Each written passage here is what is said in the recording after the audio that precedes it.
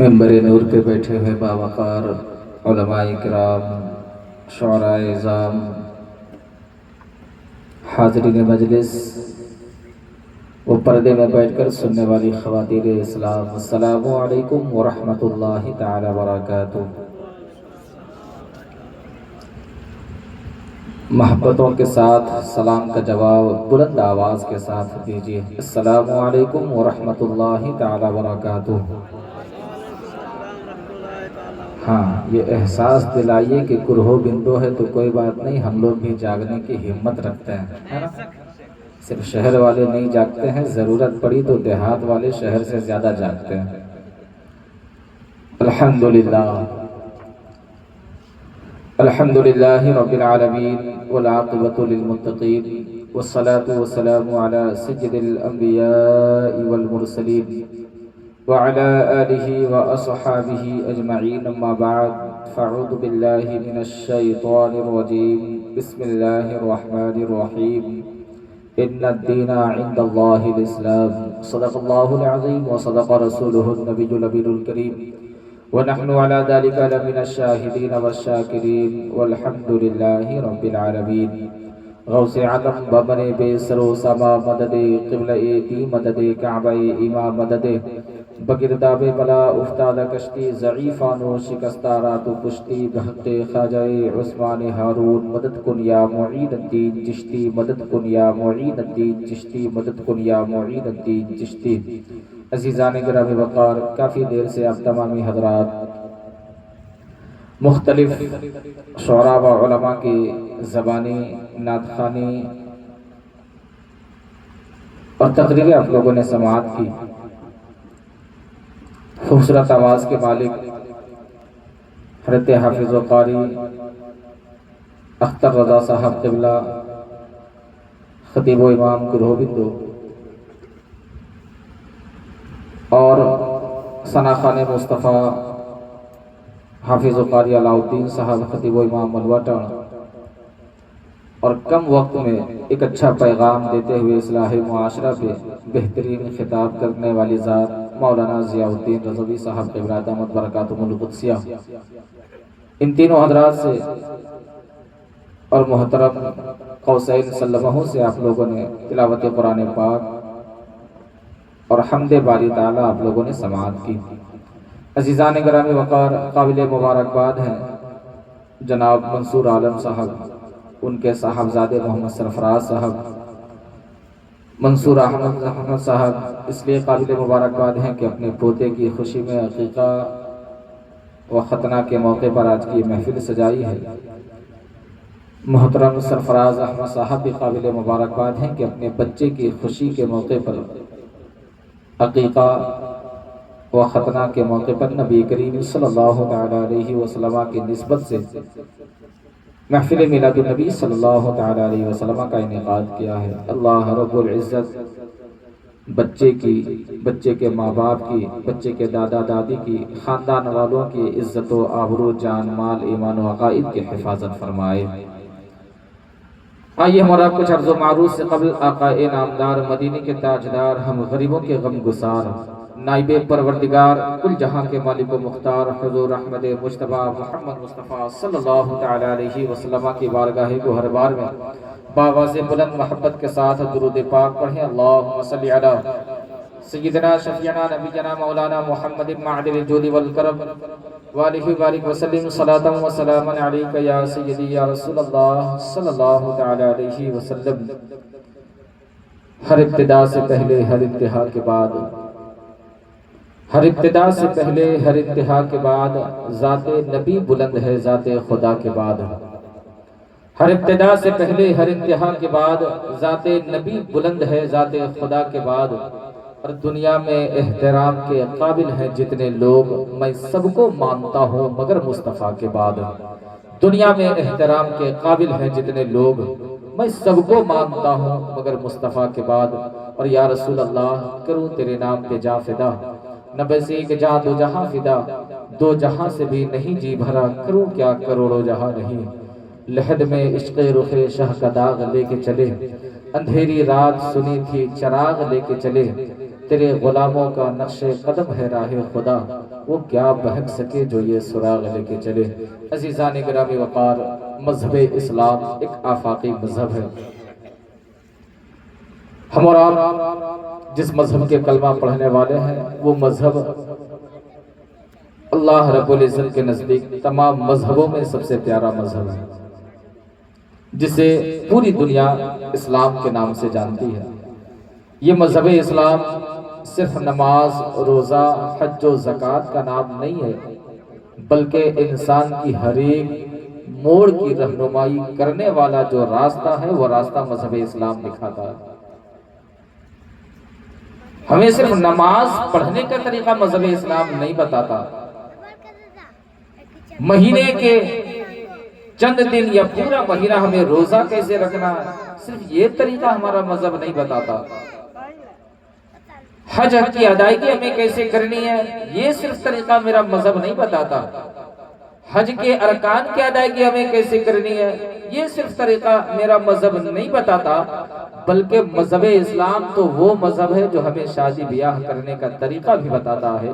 مذہب اسلام وہ مذہب ہے جو بال بچوں کی صحیح پرورش کرنے کا طریقہ بھی بتاتا ہے۔ مذہب اسلام وہ مذہب ہے جو اپنے بھائیوں کی ہمیں عزت کیسے کرنی ہے وہ طریقہ بھی بتاتا ہے۔ مذہب اسلام وہ مذہب ہے جو اپنے باپ کی عزت کیسے کرنی ہے وہ طریقہ بھی بتاتا ہے۔ مذہب اسلام ہمیں اپنے ماں کی عزت کیسے کرنی ہے وہ طریقہ بھی بتاتا ہے۔ ایک اپنی بیٹی کی عزت ہمیں کیسے کرنی ہے یہ طریقہ بھی مذہب اسلام بتاتا ہے۔ اپنے بال بچوں کو ہمیں کیسے تربیت دینی ہے وہ طریقہ بھی مذہب اسلام بتاتا ہے۔ اپنے پڑوس والوں کا خیال ہمیں کیسے کرنا ہے وہ طریقہ بھی مذہب اسلام بتاتا ہے۔ اپنے پلنے والے جانوروں کے ساتھ حسن سلوک ہمیں کیسا کرنا ہے وہ طریقہ بھی مذہب اسلام بتاتا ہے۔ پڑوسیوں کے ساتھ ہمیں کیسا سلوک کرنا ہے وہ طریقہ بھی مذہب اسلام بتاتا ہے۔ آپ دنیا کے کسی مذہب کی تاریخ کو اٹھا کر کے دیکھ لیجئے، آپ پڑوسیوں کے حقوق کے حوالے سے اتنا پیارا مذہب آپ کہیں نہیں پائیں گے کہ آپ کے گھر میں بہترین کھانا بن رہا ہو، بہترین گوشت بن رہا ہو، بہترین سالن بن رہا ہو، مگر اپنے کھانے کی بھوک کو مٹانے کی خاطر جہاں کھانے کی لذت آپ حاصل کرتے ہو اسی کھانے کی لذت کو دوسرے کے گھر میں پہنچانے کی خاطر اگر اپنے گھر میں سالن بن رہا ہو تو اسی سالن کو پانی بڑھا کر کے سالن بڑھانے کا حکم اگر اپنے کسی مذہب نے بتایا ہے وہ طریقہ تاکہ جو سالن تم کھاتے ہو وہی سالن اپنے پڑوسیوں کو بھی کھلاؤ، اگر یہ طریقہ کوئی بتاتا ہے تو مذہب اسلام بتاتا ہوا نظر آتا ہے۔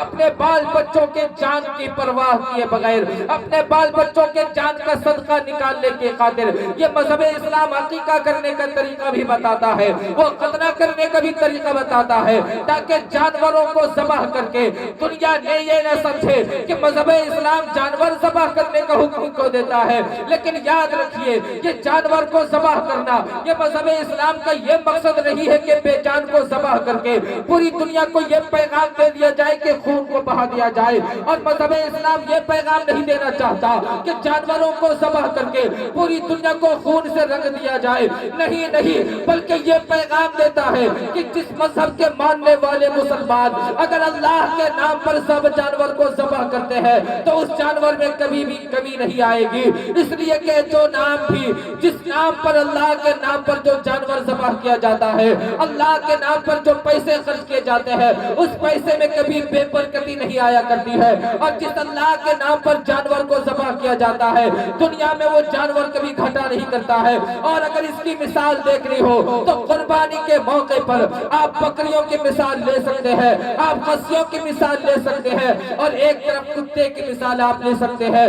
دنیا جانتی ہے کہ بکری پیدا کرنے میں یہ جانور کم بچے کو پیدا کرتی ہے، مگر پیدا کرنے میں جب کتیا ایک آتی ہے تو ایک ساتھ 7-8 بچے کو جنم دے دیتی ہے، مگر کیا وجہ ہے کہ پوری دنیا میں یہ بکریاں کم بچے کو جنتی ہے اور کتیا زیادہ بچے کو جنتی ہے، مگر پوری دنیا گھوم آئیے اگر ریوڑ کی شکل میں آپ کو نظر آئے گا تو بکریوں کی تعداد نظر آ جائے گی۔ حقیقت تو یہ ہے ایک دن میں کروڑوں جانور کی ذبح ہوتی ہے، مگر کسی دنیا میں آپ کسی کونے میں چلے جائیے جہاں دیکھیں گے وہاں بکریوں کا ریوڑ تو نظر آ جائے گا، کتوں کا ریوڑ نظر نہیں آئے گا۔ یہ دنیا والوں کو یہ پیغام دیتا ہے کہ اللہ کے نام پر جب جانور کو ذبح کیا جائے یا پیسے کو خرچ کیا جائے تو اس میں کبھی گھٹتا نہیں ہے بلکہ اللہ اپنے فضل سے بڑھا دیا کرتا ہے۔ سبحان اللہ، سبحان اللہ۔ عقیقہ آقا کریم صلی اللہ تعالی علیہ وسلم کی نعرہ تکبیر، نعرہ رسالت، مسلک اعلی حضرت، واجب اسلام، بڑی پیاری سنت آقا کریم صلی اللہ تعالی علیہ وسلم کی عقیقہ کرنا۔ آقا کریم صلی اللہ تعالی علیہ وسلم کے گھر میں جب سیدہ فاطمہ الزہرا رضی اللہ تعالی عنہا کے گھر آج جس امام کے نام پر ہم لوگ محرم الحرام کے موقع پر تعزیہ مناتے ہیں، محرم مناتے ہیں، یاد حسین مناتے ہیں، امام حسین رضی اللہ تعالیٰ جب پیدا ہوئے، آقا کریم صلی اللہ تعالیٰ علیہ وسلم نے ان کے پیدا ہونے کے 7 دن کے بعد حضور نے امام حسین کا عقیقہ فرمایا۔ آج دنیا عقیقہ کر رہی، یہ امام حسین کا صدقہ ہے۔ آج دنیا مذہب اسلام کے حکام کو مان رہی ہے، یہ امام حسن امام حسین کا صدقہ ہے، یہ کربلا والوں کا دیا ہوا ہے۔ مذہب اسلام کو علماء سے سیکھنے کی ضرورت ہے۔ ہمارا اسلام وہ نہیں ہے جو ٹی وی اینکروں پہ بتایا جاتا ہے، وہ ہمارا اسلام نہیں ہے۔ اس میں تو ہمیں بدنام کیا جاتا ہے، اس میں تو آتنکوادی بتایا جاتا ہے، اس میں نہ جانے کیا کیا ہمیں بتایا جاتا ہے۔ مگر یاد رکھیے مذہب اسلام اتنا پیارا مذہب، اسلام کی خوبصورتی آپ کو دیکھ رہا ہو تو حضور کی زندگی کو پڑھیے۔ 40 سال تک میرے حضور صلی اللہ تعالی علیہ وسلم، جس نبی پر ہم اور آپ کلمہ پڑھتے ہیں، حضور نے 40 سال تک اعلان نبوت نہیں فرمایا۔ مطلب دنیا والوں کو نہیں بتایا کہ میں نبی ہوں۔ کتنے سال؟ 1 سال 2 سال نہیں، 40 سال تک کسی کو نہیں بتایا۔ نبی تھے مگر بتائے نہیں، کسی کو نہیں بتایا۔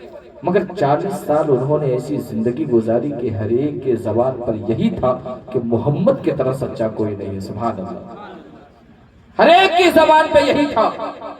بلکہ مکہ والوں کا دستور تھا کہ وہ جب کسی دوسرے دور دراز ملکوں کا سفر کرتے تھے اور اپنا سامان، اپنے گھر کا سامان کسی کے حوالے کر کے جانا ہوتا تھا باہر سفر میں، تو کسی اور کے حوالے نہیں بلکہ ہم سب کے نبی محمد رسول اللہ کے حوالے کر کے جاتے تھے۔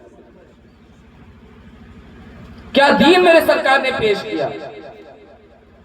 سرکار علیہ السلام نے کتنی پیاری زندگی گزار کر کے لوگوں کو جینے کا ڈھنگ بتایا ہے۔ ورنہ وہ عرب کی سرزمین جہاں پتھریلی زمین ہے، پتھر کے لوگ ہیں، پتھر پوجنے والے لوگ ہیں، ان کا دل پتھر ہو چکا ہے، ان کی زبانیں پتھر ہو چکی ہے، اور اس قدر پتھریلی زمین کہ اگر کسی کے گھر میں بیٹی پیدا ہوتی ہے تو بیٹی پیدا ہونے کے بعد 8 سال 10 سال جب بیٹی زندگی گزار لیتی ہے تو اتنا پتھر دل باپ ہوتا تھا کہ اسی بیٹی کو انگلی پکڑ کر کے جنگلوں میں لے جاتا تھا اور اپنی بیٹی کو زندہ دفن کر دیتا تھا۔ اللہ، ایسے لوگ تھے۔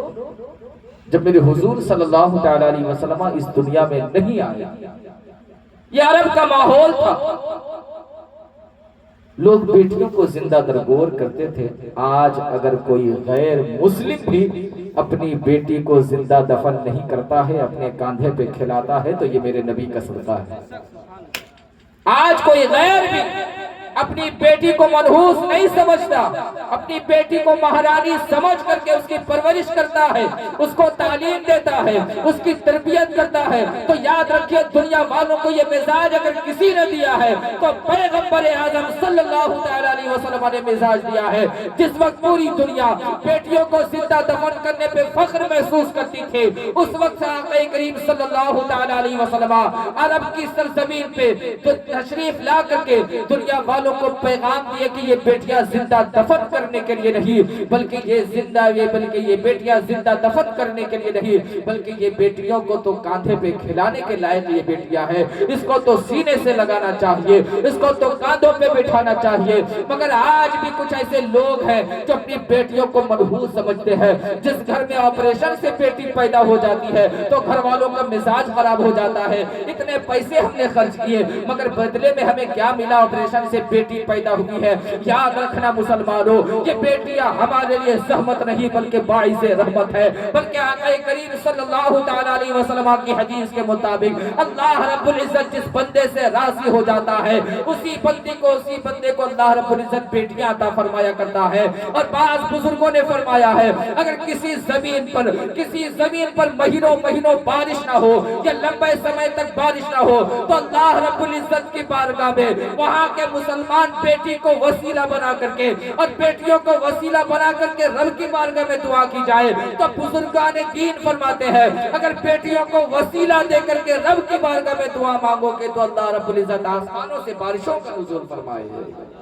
یہ بیٹیاں منحوس نہیں، ہمارے دل کا چین ہے، ہمارے لیے سکون ہے، مگر بیٹیاں پیدا ہونے کے بعد اور بیٹے پیدا ہونے کے بعد سب سے اصل مسئلہ ہے ان کے تعلیم، ان کے تربیت، اچھی تعلیم دینا، اچھا ایجوکیشن دینا۔ اور انما اموالکم واولادکم فتنہ پہ بڑی اچھی تقریر مولانا ضیاء الدین صاحب نے کی کہ ایجوکیشن پہ ہمیں محنت کرنی چاہیے، تعلیم پہ زور دینے کی ہمیں ضرورت ہے۔ اگر بشن پور کا ایک بندہ داروغہ بن سکتا ہے تو کیا کرہو بندو کا دوسرا بندہ اس بھی نہیں بن سکتا؟ اگر بشن پور کا ایک بندہ داروغہ بن سکتا ہے تو کیا ملوہ ڈھاڑ کا دوسرا بندہ یو پی ایس سی کے ایگزام کی تیاری میں نہیں نکال سکتا؟ ایگزام نکال سکتا ہے، ہم محنت نہیں کرتے۔ محنت کرنے سے کیا نہیں ہوگا؟ زندگی کا مقصد سمجھیے، ہم لوگ یہ سمجھتے ہیں بس کھانا ہے، سونا ہے اور اس دنیا سے چلا جانا ہے۔ نہیں، یہ زندگی کا مقصد نہیں ہے۔ علامہ جلال الدین علیہ رحمہ مثنوی شریف میں ایک حکایت بیان فرماتے ہیں کہ ایک بادشاہ تھا اور بادشاہ کے کئی وزیر تھے، انہی وزیروں میں سے ایک وزیر کسی راستے پہ گزر رہا تھا تو اسے بڑا قیمتی ایک ہیرا ملا، راستے میں چلتے ہوئے بڑا قیمتی ہیرا ملا۔ وزیر نے اس ہیرے کو اٹھایا اور ہیرے کو اٹھانے کے بعد جو ہیرے جواہرات کی دکان ہے وہاں جا کر کے اس کی قیمت کو اب معلوم کیا کہ اس ہیرے کی قیمت کیا ہے۔ جوہری جو تھا ہیرے والا دکان والا اس نے کہا کیا بتاؤں یہ ہیرا تم نے کہاں سے پایا ہے؟ وزیر نے کہا راستے میں چل رہا تھا، راستے میں چلتے چلتے اس ہیرے پہ میری نظر پڑی تو ہیرا مجھے راستے میں ملا، اس کی قیمت کیا ہے تم کہاں سے ملا یہ مت پوچھو بلکہ اس کی قیمت کیا ہے قیمت مجھے بتاؤ۔ تو دکان والے نے کہا اگر سارا شہر اس ہیرے کے بدلے میں دے دی جائے تو بھی کم، اس ہیرے کی اتنی قیمت، مگر اتنی قیمت دے گا کون؟ تو دکان والے نے کہا کہ ہمارے پاس تو اتنی قیمت نہیں ہے، ایک کام کرو تم بادشاہ کے دربار میں رہتے ہو، بادشاہ کے پاس جاؤ، وہ بادشاہ چاہے گا تو تمہارا ہیرے کی قیمت وہ صحیح لگا دے گا۔ بہت غور سے سنیے اور زندگی کا مقصد جانیے کہ ہم کیوں پیدا ہوئے، اللہ نے ہمیں کیوں پیدا کیا؟ کیا صرف کھانے کے لیے؟ کیا صرف سونے کے لیے؟ کیا دوسروں کی برائیاں کرنے کے لیے؟ کیا پڑوسیوں کی زمین کو ہڑپنے کے لیے؟ ایک ایک ایکڑ زمین بھائیوں سے زبردستی لڑ جھگڑ کر کے قبضہ کرنے کے لیے؟ کھیتی کے لیے؟ انہی کاموں کے لیے ہم پیدا ہوئے؟ نہیں، اللہ نے ہمیں ان کاموں کے لیے پیدا نہیں کیا ہے۔ کس لیے پیدا کیا ہے مقصد کو سمجھیے۔ وہ وزیر اسی ہیرے کو لے کر کے بادشاہ کے پاس جاتا ہے اور بادشاہ کے پاس جا کر کے کہتا ہے بادشاہ سلامت، یہ ہیرا ہم نے پایا ہے، اس کی قیمت دکان والے نے بتایا ہے کہ اگر سارا شہر اسی ہیرے کے بدلے میں دے دیا جائے تو بھی کم ہے۔ بادشاہ دکان والے کو بلاتا ہے کہ اس کی قیمت بتائی جائے۔ جب دکان والا بادشاہ کے پاس آتا ہے اور بادشاہ پوچھتا کہ بتاؤ تو صحیح میرے وزیر کے پاس جو یہ ہیرا ہے اس ہیرے کی قیمت کیا ہے؟ تو دکان والے نے کہا کہ بادشاہ سلامت اپنی ساری سلطنت آپ اس وزیر کے حوالے کر دیں گے تو بھی سستا سودا، تو بھی سستا سودا۔ بادشاہ نے سمجھ لیا اور سمجھنے کے بعد دکان والے کو بھیج دیا اور اس وزیر سے کہا اس کی قیمت میں تمہیں ادا کر دوں گا، اور اس کی قیمت کیا ہے کہ تم کل آنا میرے پاس صبح، جب سورج نکلتا ہے اس وقت تم میرے گھر پہ آنا، یعنی اس دربار میں آنا، اور جب سورج ڈوبنے لگے تب تمہیں جانا ہے اور دن بھر کا کام یہ ہے کہ ہمارے خزانے میں سے جو چاہو تم یہاں سے لے جا کر کے باہر اپنے لے جا کر کے سامان رکھ سکتے ہو، جو چاہو۔ بادشاہ کے پاس کیا نہیں ہوتا ہے، سب کچھ تو ہوتا ہے۔ وزیر نے اپنی بات مانی، بادشاہ کی بات مانی، اور اس نے کہا ٹھیک ہے بادشاہ سلامت، یہ ہیرا ہم آپ کے حوالے کرتے ہیں اور کل ہم صبح آئیں گے، جو کچھ آپ کے خزانے میں میرا دل جو چاہے گا وہ ہم لے جائیں گے۔ بادشاہ نے کہا لے جانا۔ وزیر نے پوچھا کوئی روکے گا تو نہیں؟ بادشاہ نے کہا کوئی نہیں روکے گا۔ وزیر نے پوچھا کوئی ٹوکے گا تو نہیں؟ بادشاہ نے کہا کوئی ٹوکے گا بھی نہیں، جو تیرا دل چاہے، بس وقت تمہارا کب تک ہے؟ سورج نکلنے سے لے کر کے سورج کے ڈوبنے تک، جو چاہو اس خزانے سے تم باہر لے جا کر کے جمع کرتے رہو، کوئی مسئلہ نہیں، کوئی روکے گا نہیں۔ دوسرے دن وہ وزیر آتا، اور وزیر آنے کے بعد اب جو دوسرے وزیر تھے بادشاہ نے کچھ اس کی سیٹنگ کر دی کہ جب وہ وزیر آئے گا تو اس کا انتظام کیسے کرنا ہے، اس کا دیکھ بھال کیسے کرنا ہے۔ تو سب سے پہلے بادشاہ کا جو کام تھا وہ یہ کہ جتنے قیمتی لباس اس کے پاس تھے، بادشاہ کے پاس جتنا مہنگا کپڑا تھا، سارے مہنگے کپڑوں کو اس نے سامنے لٹکا دیا، سارے مہنگے کپڑے کو اس نے سامنے لٹکا دیا۔ اب یہ وزیر سورج نکلنے کے بعد جیسے ہی بادشاہ کے دربار میں جاتا ہے، سب سے پہلے کپڑے پہ نظر پڑتی ہے، تو اچھا کپڑا جب اس کو بھاتا ہے، ایک کپڑا چیک کرتا ہے، دوسرا کپڑا چیک کرتا ہے، تیسرا چیک کرتا ہے، کئی کپڑوں کو اس نے چیک کیا، اچھا خاصا وقت نکل گیا، کپڑے کو چیک کرنے میں ایک کپڑا اسے پسند آیا، کہا یہ کپڑا ٹھیک، ایک کپڑا پہنا۔ اس نے پھر گھڑی دیکھی کہ ابھی ٹائم ہے اور کوئی بھی آگے بڑھتا ہے۔ آگے جب وہ بڑھا تو کیا دیکھتا ہے کہ عمدہ کھانا لگا ہوا، لذیذ دار کھانے، بریانی ہے، روٹی ہے، سب کچھ۔ بادشاہ کا سلام، بادشاہ کا خزانہ ہے، اس کا گھر ہے، کیا نہیں انتظام کروا سکتا ہے، سب کچھ انتظام کروایا، کیوں؟ تاکہ وہ جو چاہے وہ کھا سکے۔ وزیر آتا ہے اور طرح طرح کے کھانوں کو دیکھنے کے بعد وہ کھانے میں مشغول ہو جاتا ہے، کبھی یہ آئٹم، کبھی یہ آئٹم، کبھی بریانی، کبھی روٹی، کبھی گوشت، کبھی یہ، کبھی وہ پنیر، اس طرح کر کے کھانے میں اچھا خاصا وقت نکال دیا۔ تقریباً دوپہر کا وقت گزر جاتا ہے، وہ سوچتا ہے ابھی بھی کچھ وقت ہے، اور بھی ذرا آگے چل کر کے دیکھتے ہیں کیا ہے۔ جبکہ اس کا کام کیا تھا کہ اندر سے کچھ مہنگی چیزوں کو لیتا اور باہر لے جا کر کے خزانوں کو جمع کرتا۔ اب زندگی کے مقصد کو سمجھیے، وہ وزیر کھانا کھانے کے بعد پھر اندر جاتا ہے تو کیا دیکھتا ہے کہ کنیزیں ہیں، لڑکیاں کھڑی ہیں، طرح طرح کے نرم بستر لگے ہوئے ہیں، پنکھے لگے ہوئے ہیں، ٹھنڈک کی جگہ ہے۔ اب یہ بندہ جاتا ہے وزیر اور جا کر کے وہاں آرام کرتا ہے، ٹھنڈک محسوس کرتا ہے، یہاں تک کہ سورج ڈوبنے کا وقت ہو گیا۔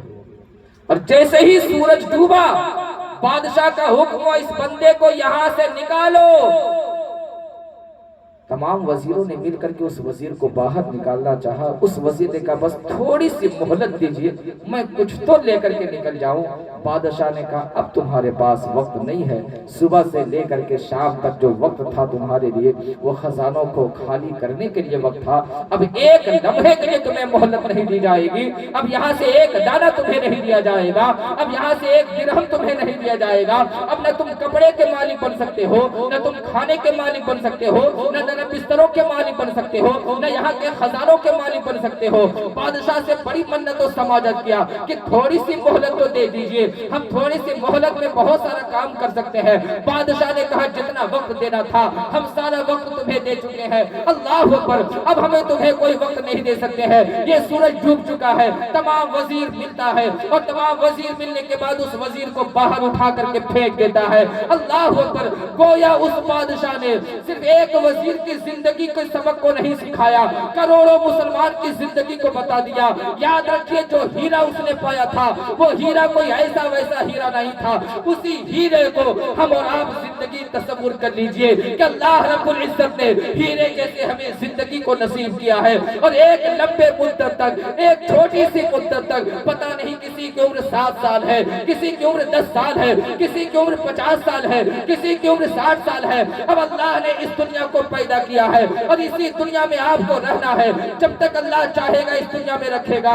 اب آخرت کی تیاری کرنے کے لیے آپ کو آخرت جانے کی ضرورت نہیں ہے. آخرت کو تیار کرنے کے لیے اسی دنیا میں آپ کو تیاری کرنی ہوگی. یہاں آ کر کے اگر سونے میں آپ نے وقت نکال دیا تو جیسا وہ وزیر ہیرا بھی کھویا تھا اور بادشاہ کا خزانے بھی کھو بیٹھا, اسی طرح ہم بھی نقصانے کے خسارے میں پڑ جائیں گے. یاد رکھنا مسلمانوں, ہمیں اس ہیرے کی قدر کرنی چاہیے.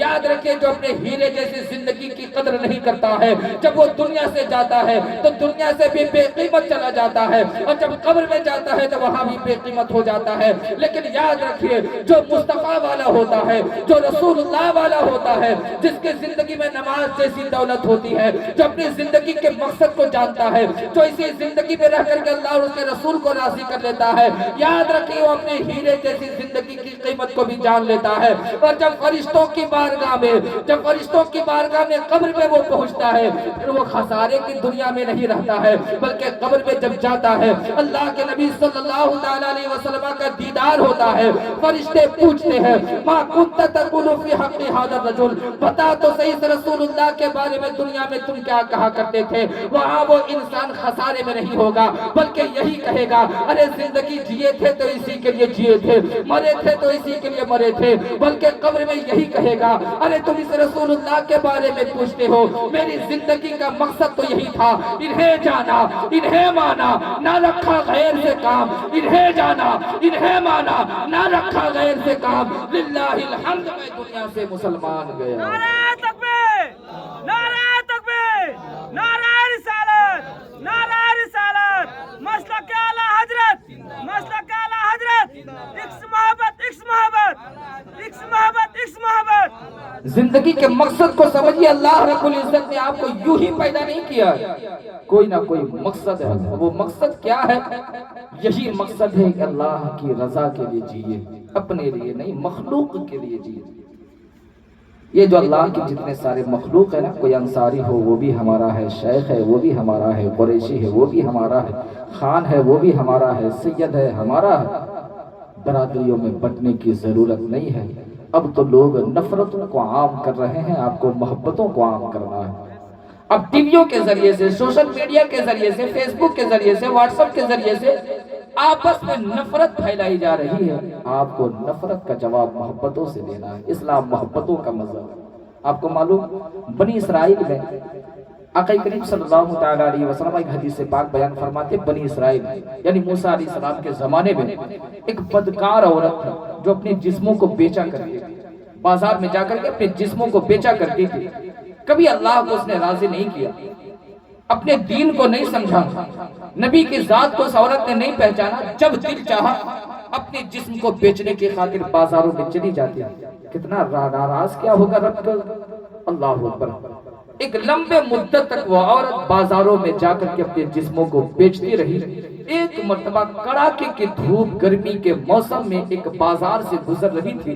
تھوڑا سا بازار سے ہٹی ایک دیہات کے علاقے میں جاتی ہے تو کیا دیکھتی کہ کڑاکے کی گرمی ہے, سخت موسم گرمی کی ہے, اور ایک کتا بھوکے پیاسے رو رہا ہے, اس کی آنکھوں سے آنسو. ایک کتا یعنی پیاس سے وہ تڑپ رہا ہے, بھوکے تڑپ رہا ہے, پیاس سے وہ تڑپ رہا ہے.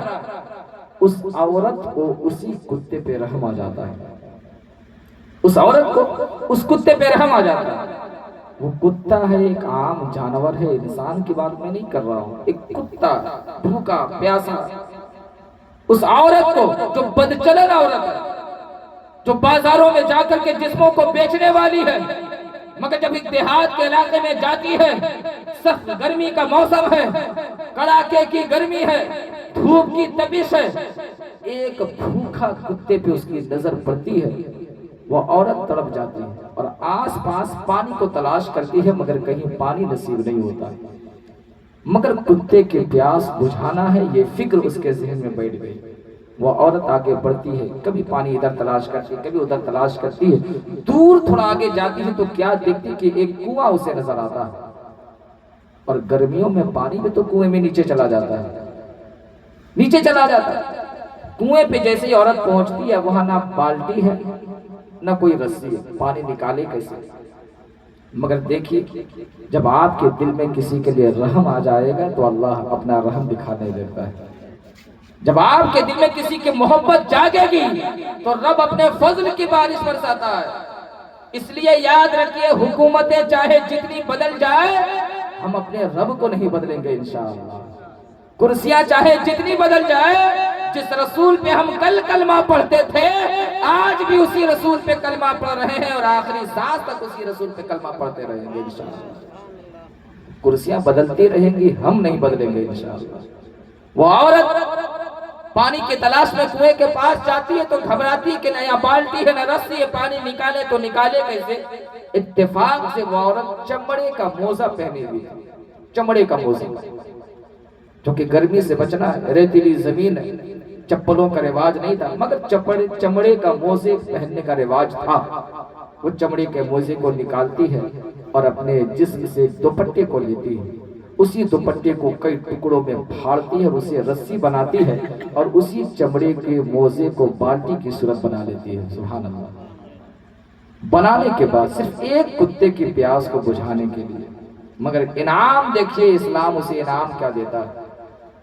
وہ عورت کپڑے کو دوپٹے کو پھاڑ کر کے جب رسی بنائی اور چمڑے کے موزے کو بالٹی کی صورت بنا کر کے جب کنویں میں ڈالتی ہے اللہ کا کرم ہوتا ہے جو پانی بہت نیچے تھا وہ پانی ایک دم اوپر آ جاتا ہے. سبحان اللہ.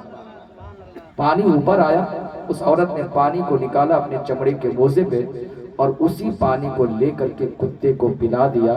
حضور صلی اللہ تعالیٰ علیہ وسلم اپنے صحابہ کے درمیان یہ درس دے رہے تھے, یہ بیان فرما رہے تھے, جانتے ہو میرے صحابہ جب وہ عورت اس کتے کو پانی پلائی ہے اللہ رب العزت نے اس کے جتنے گناہ تھے جو بد چلن تھی اپنے جسموں کو بیچ کر کے جو ناراض رب کو کر چکی تھی مگر صرف ایک اللہ کے پیدا کیے ہوئے کتے کو اس کے بھوک کے دے کر کو اس عورت کے دل میں جو محبت جاگی ہے یہ سوچ کر کے کہ جس طرح ہمیں پیاس لگتی ہے اسی طرح کتے کو بھی پیاس لگتی ہے, یہ سوچ جو اس کے اندر پیدا ہوئی ہے. اللہ کے نبی صلی اللہ تعالی علیہ وسلم ارشاد فرماتے ہیں میرے صحابہ جانتے ہو اللہ نے کیا صلہ دیا ہے. صحابہ نے پوچھا تھا یا رسول اللہ بتائیے تو صحیح, جب وہ عورت نے کتے کو پانی پلایا ہے اللہ نے صلہ کیا دیا ہے. میرے حضور فرماتے ہیں یاد رکھنا میرے صحابہ جب اس عورت نے چمڑے کے موزے سے اپنی محنت سے اس کتے کو پانی پلا دیا ہے اللہ رب العزت جو جسموں کو بیچنے والے گناہ ہیں ان تمام گناہوں کو مٹا دیا, اسے گناہوں سے پاک صاف ستھرا بنا دیا. اور جب اس عورت کا انتقال ہوتا ہے تو قبر میں جانے کے بعد اللہ رب العزت اسے بغیر حساب کتاب کے اسے جنت کا نصیب فرما دیا کرتا ہے. نعرہ تکبیر, محبت سے جواب دیجئے. نعرہ تکبیر, نعرہ رسالت, مسلک اعلی حضرت, علماء اہل سنت, مذہب اسلام. سبحان اللہ, سبحان اللہ. یہ مذہب اسلام کی خوبصورتی. میں چاہتا تو دوسری چیز کو میں اپنا ٹاپک بنا سکتا تھا مگر میں ماحول کو بہت قریب سے دیکھتا ہوں, کوشش یہ کرتا ہوں کہ ضرورت کس بات کی ہے سماج میں. اس لیے کہ ہمارے یہاں دوسرے بھائی لوگ بھی تو رہتے ہیں, صرف آپ لوگ تو نہیں, ہمیں ان کا بھی. ٹی وی اینکروں کے ذریعے سے جو اسلام پہنچایا جاتا ہے نا ہمارا وہ اسلام نہیں ہے. ہمارا اسلام تو وہ ہے جو جانوروں سے بھی پیار کرنے کا طریقہ بتاتا ہے, جانوروں سے بھی, اپنے ماتحت رہنے والے نوکروں سے بھی محبت کیسے کرنی ہے آپ اس کی بھی مثال دیکھ لیجئے. آقا کریم صلی اللہ تعالی علیہ وسلم کے ایک بڑے پیارے صحابی ہیں جسے دنیا عمر فاروق اعظم رضی اللہ تعالیٰ عنہ کے نام سے جانتی. یہ عمر کون ہے؟ اسلام کے دوسرے بادشاہ, مذہب اسلام کے آقا کریم صلی اللہ تعالی علیہ وسلم کے بعد سب سے پہلے بادشاہ اسلام کے ابو بکر صدیق رضی اللہ تعالیٰ عنہ, دوسرے بادشاہ عمر فاروق اعظم رضی اللہ تعالیٰ عنہ. بہت انصافور بادشاہ. اور جانتے ان کی حکومت کہاں تک تھی؟ آدھی دنیا کے مالک تھے عمر فاروق اعظم, آدھی دنیا کے مالک. ایک انگریز رائٹر نے اپنی کتاب میں لکھا ہے کہ اگر عمر کے طرح ایک اور عمر اسلام کو مل گیا ہوتا تو پوری دنیا میں اسلام پھیل گیا ہوتا. ایک عمر تھا تو آدھی دنیا میں اسلام پھیل چکا تھا ان کے زمانے میں. یہی عمر فاروق اعظم رضی اللہ تعالیٰ جب بادشاہ بنے مسلمانوں کے تو ان کے زمانے میں ایک جگہ کا نام ہے یروشلم، جو عراق اور شام کے قریب یہ جگہ پڑتا ہے یروشلم. جب مسلمانوں نے اس جگہ کو فتح کر لیا، جیت لیا اس جگہ کو، تو جیتنے کے بعد عمر فاروق اعظم رضی اللہ تعالیٰ کو خوشخبری سنائی گئی کہ آپ کے دور حکومت میں فلاں جگہ یروشلم فتح ہو گیا ہے، تو وہاں کے لوگ آپ سے ملنا چاہتے ہیں. کس سے کہا؟ جو بادشاہ اسلام ہے ان سے کہا.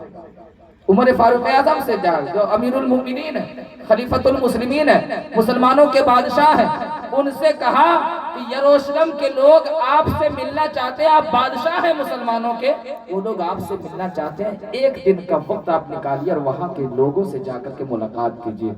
آپ کو معلوم عمر فاروق اعظم رضی اللہ تعالیٰ جب مدینہ سے نکلتے ہیں تو بہت بڑا قافلہ لے کر کے نہیں نکلتے ہیں کہ اسلام فتح ہو گیا، جنگ جیت گئے، بہت بڑا قافلہ لے کر کے نہیں، بلکہ ان کے ساتھ ایک نوکر رہتا تھا. اسی نوکر کو لے کر کے ایک اونٹ کو لے کر کے یروشلم کی طرف جاتے ہیں.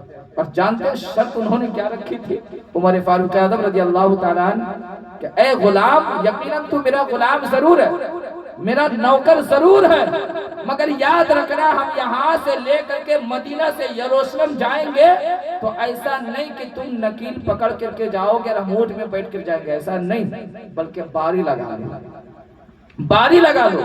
یہاں سے لے کر کے فلاں جگہ تک ہم اونٹ میں بیٹھیں گے، تم نکیل پکڑو گے، اور پھر وہاں سے نکیل ہم پکڑیں گے اور اونٹ پہ تم بیٹھو گے. فور ایگزامپل، یہاں سے چھوٹکی کھرکڈیہا تک اونٹ پہ ہم بیٹھیں گے، نکیل میرا غلام پکڑے گا. چھوٹکی کھرکڈیہا سے گریڈی تک ہم نکیل پکڑیں گے، میرا غلام اونٹ پہ بیٹھے گا. یہ ایگزامپل کے طور پر صرف کہہ رہا ہوں. عمر فاروق اعظم نے شرط لگایا، کس کے ساتھ؟ اپنے نوکر کے ساتھ. یہ سلوک ہمارا ہے نہیں ہے تو یہ سلوک پیدا کیجئے. یہ ہمارا اسلام ہے، یہ اسلام کی خوبصورتی ہے. وہ اپنے ماننے والوں کو، وہ اپنے نوکروں کو، وہ اپنے غلاموں کو، غلاموں سے وہ اپنے غلاموں کو بدتر زندگی جینے کا ڈھنگ نہیں دیتا ہے، بلکہ ایک آقا جیسے زندگی گزارے گا غلام بھی ویسے ہی زندگی گزارے گا. یہ طریقہ اگر کوئی بتاتا ہے تو مذہب اسلام بتاتا ہے. عمر فاروق اعظم رضی اللہ تعالیٰ باری لگائے کہ یہاں سے لے کر کے فلاں جگہ تک ہم اونٹ میں بیٹھیں گے اور تم اونٹ کا نکیل پکڑنا، اور جب وہاں سے ہم نکیل پکڑیں گے اس جگہ سے فلاں جگہ تک تم اونٹ پہ بیٹھنا. غلام تیار ہو جاتا ہے. اب غلام تیار ہو گیا. عمر فاروق اعظم رضی اللہ تعالیٰ نے اپنا سفر شروع کرتے ہیں مدینہ سے یروشلم جانے کے لیے. سب سے پہلے اونٹ پہ بیٹھتے ہیں. اب ان کا غلام نکیل پکڑ کر کے آگے آگے چل رہا ہے. ایک جگہ پہ پہنچتے ہیں جہاں باری ختم ہو جاتی ہے. کیا شان عمر فاروق اعظم کی ہے. جب جگہ ختم ہوتی ہے عمر نیچے اترتے ہیں. بادشاہ ہیں، امیر المؤمنین ہیں، آدھی دنیا پہ ان کی حکومت ہے. عمر فاروق اعظم رضی اللہ تعالیٰ اونٹ سے نیچے آتے ہیں، اپنے غلام کو اوپر بیٹھاتے ہیں. سبحان اللہ. اپنے غلام کو اونٹ پہ بیٹھاتے ہیں. اب نکیل کو پکڑ کر کے عمر آگے آگے چل رہے ہیں، اونٹ پہ ان کا غلام بیٹھا ہے. سبحان اللہ. پھر باری آتی ہے، پھر غلام نیچے آتا ہے، پھر عمر فاروق اعظم اوپر جاتے ہیں. یہ باری ختم ہوتے ہوتے جب یروشلم کے قریب پہنچے ہیں عمر فاروق اعظم رضی اللہ تعالیٰ، تو اتفاق ایسا ہوا کہ جب کسی شہر میں داخل ہوتے ہیں تو اس زمانے میں ایک دروازہ بنا ہوتا تھا، جیسے درباری دروازہ ہے، اس زمانے میں ایک دروازہ ہوتا تھا، ایک شہر کا ایک دروازہ ہوتا تھا. اب ایسا ہوا کہ یروشلم گھسنے کے قریب عمر فاروق اعظم رضی اللہ تعالیٰ کی نکیل پکڑنے کی باری آئی اور غلام کا اونٹ پہ بیٹھنے کی باری آ گئی. تو غلام نے آقا کی بارگاہ میں فریاد کیا، اے میرے آقا، آپ ہمارے آقا ہیں، مسلمانوں کے بادشاہ ہیں، آپ کو دیکھ کر کے یہاں کے لوگ خوش ہوں گے. آپ کے زمانے میں اسلام فتح ہوا ہے، آپ کے زمانے میں لوگوں نے جنگیں جیتی ہیں، اب یہاں آپ کو اپنی شان و شوکت دکھانا ہے. کوئی بات نہیں، یہ باری ہم یہیں پہ ختم کرتے ہیں. اب ہم آپ کے غلام ہیں، ہم نکیل پکڑتے ہیں، آپ اونٹ پہ بیٹھیے تاکہ آپ کی شان لوگوں کے سامنے دکھ جائے. آپ بادشاہ ہے، لوگ جان جائیں کہ یہ بادشاہ ہے، مگر قربان جائیے. جب وہ دربار کے قریب پہنچتے ہیں اور دروازے کے قریب پہنچتے ہیں، عمر فاروق اعظم رضی اللہ تعالیٰ سے غلام کہتا ہے آپ اوپر بیٹھ جائیے، میں نکیل پکڑتا ہوں، جبکہ باری غلام کے اوپر بیٹھنے کی تھی اور عمر کی نکیل پکڑنے کی تھی۔ عمر فاروق اعظم نے کہا نہیں نہیں میرے غلام، جو باری ہم نے مقرر کی ہے، عمر ایک مرتبہ جو اپنی زبان سے کہہ دیتا ہے وہ اپنی زبان سے مکرتا رہی ہے، اب یہی ہوگا کہ اس کا غلام اوپر بیٹھے گا اور یہی عمر اپنے نکیل کو پکڑ اونٹ کے نکیل کو پکڑ کر کے شہر کے اندر داخل ہوگا۔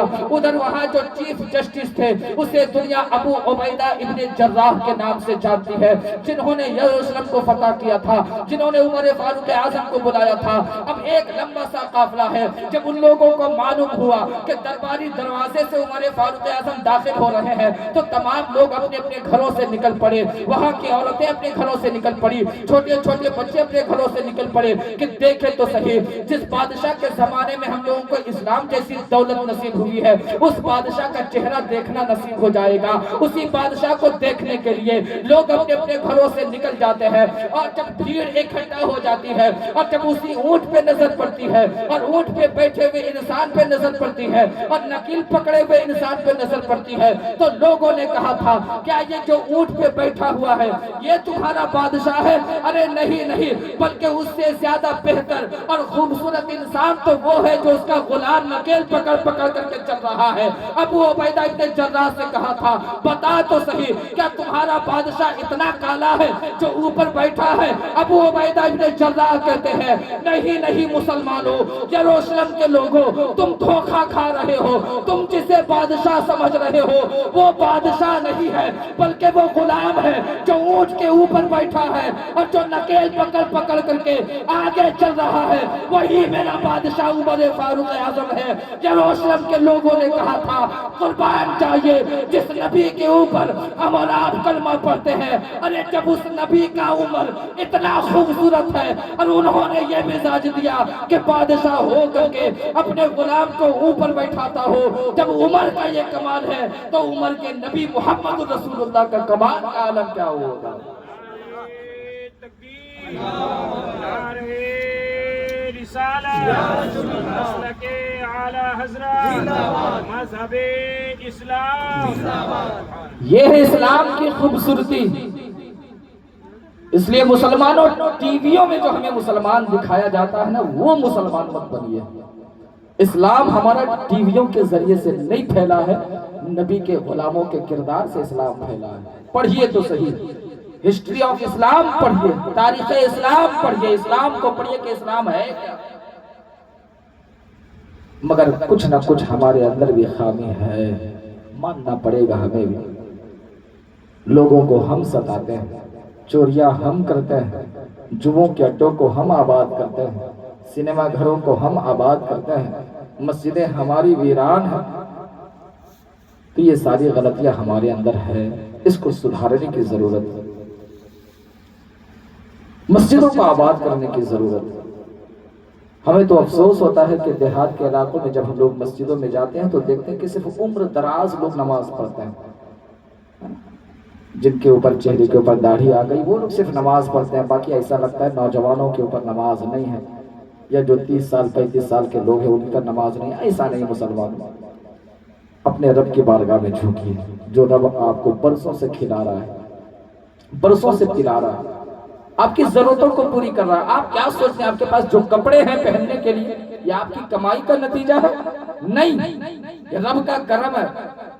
اگر آپ کے پاس مہنگی مہنگی گاڑیاں ہیں اور بہت مہنگے مہنگے فلائٹ کے آپ مالک ہیں اور آپ یہ سوچتے ہیں کہ یہ میری محنتوں کا نتیجہ ہے، میری کوششوں کا نتیجہ ہے، تو یہ خام خیالی ہے، یہ آپ کی محنت کا نتیجہ نہیں، یہ رب کا فضل ہے، یہ رب کا کرم ہے۔ آپ جتنی محنت کرتے ہیں اس سے زیادہ محنت راج مستری کرنے والی مستری آپ سے زیادہ محنت نہیں کرتا۔ 50 کلو کی سیمنٹ کی بوریاں اپنے پیٹھ پہ اٹھانے والے لوگ آپ سے زیادہ محنت نہیں کرتے، مگر اللہ رب العزت نے اسے مالدار نہیں بنایا، اس کے گھر میں BMW کار نہیں ہے، ان کے گھر ماربل ٹیکس والے نہیں ہیں۔ تو اگر آپ کے ہیں اچھے کپڑے، آپ کے پاس اچھی گاڑیاں ہیں، تو یہ صرف اور صرف رب کا فضل ہے، صرف اور صرف رب کا کرم ہے۔ اپنے محبوب اپنے قریب رب کی بارگاہ کا قریب ہوئیے، محبوب بندہ بنیے، اپنے رب کا قریبی بندہ بنیے۔ رب آج بھی قرآن میں پکارا یا ایھا الانسان ما غرک بربک الکریم، اے بھٹکے ہوئے انسان، اے چوریوں میں ڈوبے ہوئے انسان، اے زنوں کو زنا کے اڈوں کو آباد کرنے والے انسان، اے جوؤں کے اڈوں کو آباد کرنے والے انسان، اے شرابوں کو اپنے منہ سے لگانے والے انسان، اے اپنے رب کریم کے رب سے دور بھاگنے والے انسان، آؤ اپنے کریم کے رب کی طرف۔ ما غرک بربک الکریم، کون سی چیز ہے جو تمہیں اپنے کریم رب سے تمہیں دور کر دیا ہے؟ کون سی وہ چیز ہے؟ غور کیجئے۔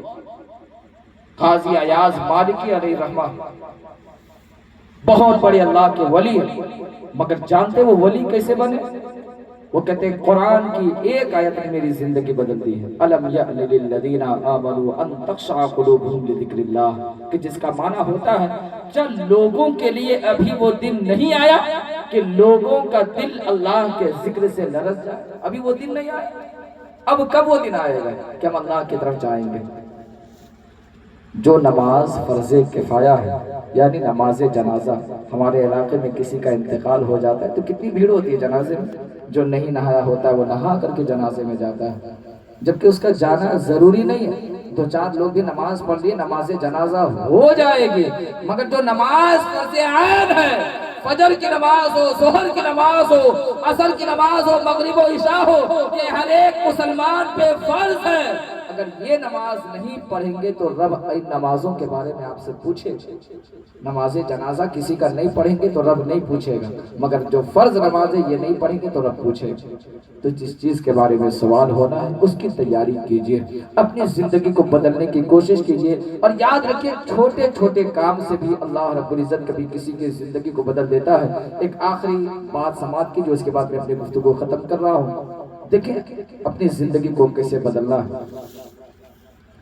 بشر حافی علیہ رحمہ کا نام آپ لوگوں نے سنا ہے؟ اللہ کے بہت بڑے ولی بشر حافی۔ یہ بشر حافی اللہ کے بزرگ بنے کیسے؟ ان کا شراب کا کارخانہ تھا، شراب کی بھٹی تھی، ان کی شراب تیار کی جاتی تھی۔ ان کے پیسے کارخانہ تھا شراب تیار کرنے کا۔ بشر حافی کے پاس بہت بڑے شرابی، ہمیشہ شراب میں نشے میں دھوت رہتے تھے پی کر کے، کسی کو پہچانتے تک نہیں تھے۔ لوگوں میں مشہور ہو گیا تھا کہ جتنا بشر شراب پیتا ہے علاقے میں اتنا شراب کوئی نہیں پیتا، یہ مشہور ہو گیا تھا۔ مگر وہی بشر حافی رحمت اللہ تعالی علیہ جن کا شراب کا کارخانہ تھا، وہ کہتے ہیں کہ ایک واقعہ نے میری زندگی کو بدل کر کے رکھ دیا ہے۔ وہ کیا واقعہ تھا کہ بشر حافی علیہ رحمہ ایک مرتبہ شراب پی کر کے ایک نالی کے پاس سے گزر رہے تھے، ایک نالی کے پاس سے گزر رہے تھے۔ بشر حافی کہتے کہ میں شراب میں مست تھا، میں شراب پیا ہوا تھا، مگر اتنا بھی مدہوش اور اتنی بھی بے ہوشی نہیں تھی کہ میں اللہ کے نام کو نہیں پہچانتا۔ وہ کہتے ہیں کہ نالے کے قریب سے میں گزر رہا تھا تو نالے میں ایک کاغذ کا ٹکڑا مجھے گرا ہوا دکھائی پڑا۔ نالے میں کاغذ کا ایک ٹکڑا گرا ہوا پڑائی دکھا۔ بشر حافی کہتے ہیں میں نے اسے اٹھایا، اٹھانے کے بعد میں نے دیکھا کہ اس میں بسم اللہ الرحمن الرحیم لکھا ہوا۔ کیا لکھا ہوا؟ بسم اللہ الرحمن الرحیم۔ بشر حافی کہتے ہیں میں شراب میں مست تو تھا، شراب پیا ہوا ضرور تھا، مگر اتنا بھی نشہ نہیں تھا کہ میں اپنے اللہ کے نام کو نہ پہچان سکوں۔ میں نے اللہ کے نام کو پہچان لیا۔ بشر حافی کہتے ہیں میں نے اس کاغذ کے ٹکڑے کو نالی سے اٹھایا اور بغل میں نالی سے ایک پانی گر رہا تھا، میں نے اللہ کے نام کو دھویا، میں نے اللہ کے نام کو دھویا اور اپنے دل میں کہا۔ بشر حافی کہتے ہیں کہ میں نے اپنے دل میں کہا جو میرا پروردگار کل کائنات کو کھلاتا ہے اس کا نام نالے میں پڑا رہے، یہ بشر حافی سے برداشت نہیں ہوگا۔ جو میرا خدا سب سے بلند ہے اس کا نام بھی سب سے بلند جگہ پہ ہونا چاہیے۔ بشر حافی کہتے ہیں وہ کاغذ کا ٹکڑا میں اٹھایا، پانی سے اچھے سے دھویا اور دھونے کے بعد ایک اونچی دیوار پہ اللہ کے نام کو یعنی اس کاغذ کے ٹکڑے کو میں نے رکھ دیا اور ایک اینٹ سے میں نے دبا دیا۔ کہتے ہیں وہ دبانے کے بعد میں اپنے گھر گیا، رات ہوئی، رات ہونے کے بعد میری قسمت کا دروازہ کھلا۔ سبحان اللہ۔ بشر حافی کہتے ہیں کہ رات میں جب شراب پی کر کے کروٹ پہ لیٹ کر کے جب میں سویا تو خواب میں ایک غیب سے آواز آتی ہے، بشر حافی جتنا شراب پینا تھا پی لیا، شراب کے کارخانے جتنے چلانے تھے چلا چکے، اب تمہاری زندگی شرابوں میں نہیں گزرے گی، بلکہ تو نے اللہ کے نام کی حفاظت کی ہے، اب پوری زندگی کی حفاظت تمہاری اللہ کرتا ہوا نظر آئے گا۔ اور بشر حافی کہتے ہیں تم نے اللہ کے نام کی حفاظت کی ہے تو اللہ تمہارے دلوں کی حفاظت کرے گا۔ اور وہیں سے کہتے ہیں کہ میری زندگی بدلنی شروع ہو گئی۔ بشر حافی کہتے ہیں میرے دل میں ایک الگ سے انقلاب پیدا ہو گیا، اور اسی نام کی برکت سے اللہ رب العزت کبھی انعامات کی بارش نازل فرماتا ہے، کبھی میرے ذریعے سے بگڑے ہوئے کام کو بنا دیا کرتا ہے۔ بشر حافی کہتے ہیں جب غیب سے آواز آئی، اے بشر حافی میں تم سے خوش ہو گیا ہوں، میں تم سے راضی ہو گیا ہوں، اب تم شراب کو ہاتھ نہ لگانا، تم نے میرے نام کی حفاظت کی ہے، اب تمہاری جان کی حفاظت میری ذمہ داری ہے، تمہارے ایمان کی حفاظت میری ذمہ داری ہے۔ کہتے ہیں غیب سے آواز آئی تو اللہ کے آواز کو سن کر کے، یعنی غیب کی آواز کو سن کر کے میرے دل میں اتنی خوشی ہوئی کہ میں پوری زندگی اللہ کی زمین کو تصور کر کے میں نے چپل پہننا چھوڑ دیا، میں نے جوتے پہننا چھوڑ دیا، صرف یہ سوچ کر کے جو میرا پروردگار عالم میرے دلوں کو صاف ستھرا کر دیا ہے، یہ زمین تو اسی مالک کی ہے، اب اس مالک کی زمین پر میں چپل پہن کر کے کیسے چلوں، اسی مالک کی زمین پر میں جوتے پہن کر کے کیسے چلوں، میں خالی پاؤں چلوں گا تاکہ رب کی زمین کی حفاظت ہو سکے، رب کے زمین کی عزت ہو سکے۔ بشر حافی کو حافی اس لیے کہا جاتا ہے، حافی کا مطلب ہوتا ہے ننگے پاؤں والا، بغیر چپل والا حافی کا مطلب ہوتا ہے۔ بشر حافی کے بارے میں آتا ہے کہ اس رات کے بعد سے انہوں نے چپل پہننا چھوڑ دیا، جوتوں کو پہننا چھوڑ دیا، اور ننگے پاؤں پورے شہر کا شہر طواف کرتے تھے۔ مگر قربان جائیے بزرگان دین نے لکھا ہے کہ بشر حافی رحمت اللہ تعالیٰ علیہ کے جسم کی حفاظت اللہ رب العزت نے ایسے کی ہے کہ جب تک وہ زندہ رہے، جس جگہ بھی وہ گزرتے تھے، جہاں جہاں ان کا قدم پڑتا تھا، کسی جانور کا گوبر اس جگہ پہ نہیں پڑتا تھا۔ اللہ اکبر، پورا شہر گوبروں سے خالی ہو گیا تھا، پورا شہر نجاستوں سے خالی ہو گیا تھا۔ ایک بزرگ فرماتے ہیں ایک لمبے عرصے تک ہمارے شہر میں کہیں گوبر نظر نہیں آیا، کہیں نجاست نظر نہیں آئی۔ اس کے بعد بزرگ فرماتے ہیں ایک دن میں راستے سے گزر رہا تھا تو راستے میں مجھے گوبر نظر آیا، اب جیسے ہی گوبر پہ میری نظر پڑی میں نے علاقے میں خبر کروا دیا کہ پتہ کرو کہیں بشر حافی کا انتقال تو نہیں ہو گیا ہے، اس لیے کہ بشر حافی جب تک زندہ تھا اللہ رب العزت اس جگہ کو، لوگوں کے دلوں کو بھی پاک صاف ستھرا کر دیا تھا، اور لوگوں کی زمین کو بھی پاک صاف ستھرا کر دیا تھا۔ آج یہ زمین گندہ ہوئی ہے، اس کا مطلب ہے کہ بشر حافی کا انتقال ہو چکا ہے۔ جب لوگوں سے معلوم کیا جاتا ہے تو یقیناً معلوم ہو جاتا ہے کہ صبح ہی بشر حافی کا انتقال ہو چکا ہوتا ہے۔ میں قربان جائیے مسلمانوں، آپ کو بتانا صرف یہ چاہتا ہوں، جب ایک اللہ کے نام کے حفاظت کرنے والا شرابی انسان اللہ کا ولی بن سکتا ہے تو ہم بھی تو چھوٹے موٹے گنہگار ہیں۔ اگر اللہ کے مسجدوں کی حفاظت کرنے لگ جائے، اللہ کے پیدا کیے ہوئے مخلوق کی حفاظت میں لگ جائے، اللہ کے پیدا کیے ہوئے جانوروں پہ رحم کھائے، تو یقین جانیے اللہ رب العزت اپنے کرم سے ہمیں بھی مالا مال کر دے گا، ہماری زمینوں کو بھی نجاستوں سے پاک کر دے گا، اور ہمارے دلوں کو بھی نجاستوں سے پاک صاف ستھرا بنا دیا کرے گا۔ اس لیے ضرورت اس بات کی ہے اپنے دلوں کی گندگی کو دور کیجئے، ایک دوسرے کے دل میں محبت کو جھگائیے، پیار بانٹیے، انسانیت کا درس لوگوں کے سامنے عام کیجئے۔ ہم آپ کے بھائی، آپ ہمارے بھائی، یہ پیغام جب تک لے کر کے زندگی گزاریں گے آپ کو زندگی جینے کا ایک الگ مزہ آئے گا۔ مگر ہمارا معاملہ کیا ہوتا ہے، چھوٹی چھوٹی سی زمین کے لیے برسوں سے اپنے بھائی سے میری بات نہیں ہوتی، چھوٹی سی زمین کے لیے کیا ہے زمین کی قیمت، کیا ہمیشہ یہیں رہنا، جانا نہیں ہے دنیا سے؟ ہوتا ہے نا، خاص کر کے ہمارے دیہاتوں میں چھوٹے چھوٹے کھیت میں تھوڑی سی زمین کے لیے اپنے باپ سے لڑ گئے، اپنے بھائیوں سے لڑ گئے، بہنوں کو حق نہیں دیا، ان چھوٹی چھوٹی چیزوں کو لے کر کے جب کا قبر میں کیا کریں گے آپ؟ کھیت لے کر کے جائیں گے؟ زمین لے کر کے جائیں گے؟ نہیں، مگر یاد رکھیے جو زمین آپ کے حصے میں آ رہی تھی آپ اپنے خوشی سے وہ زمین لے لیجئے، جو حق کے ساتھ آپ کے بھائی کے حصے میں جا رہا تھا وہ ان کو دے دیجئے۔ ارے ضرورت پڑے اپنا دل بڑا کیجئے کہ اگر 10 فٹ کی زمین ہم کو اپنے بھائی کو ضرورت پڑے تو 10 فٹ کی زمین اپنے بھائی کو ہم دے دیں گے تاکہ تم بھی خوش رہو ہم بھی خوش رہیں۔ یہ جگر اگر پیدا کریں گے نا تو ہو سکتا بھائی کو آپ خوش کریں، اللہ رب العزت آپ کی زندگیوں میں خوشیوں کا اضافہ فرما دے۔ باری تعالیٰ کی بارگاہ میں دعا ہے کہ پروردگار عالم ہم تمام لوگوں کو اس عقیقہ مسنونہ کے موقع پر جو محفلیں گھر والوں نے منعقد کی ہے اللہ رب العزت اس کو قبول فرمائے۔